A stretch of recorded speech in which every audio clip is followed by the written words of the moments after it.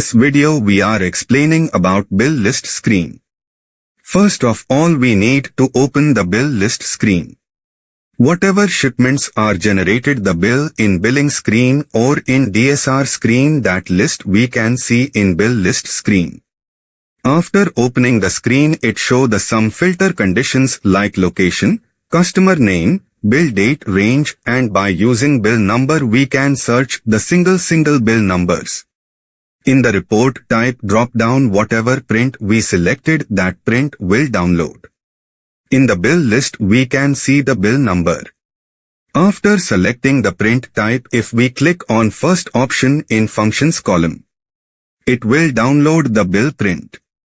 Mainly by using this screen we can download the bill print. As well we can see the some other details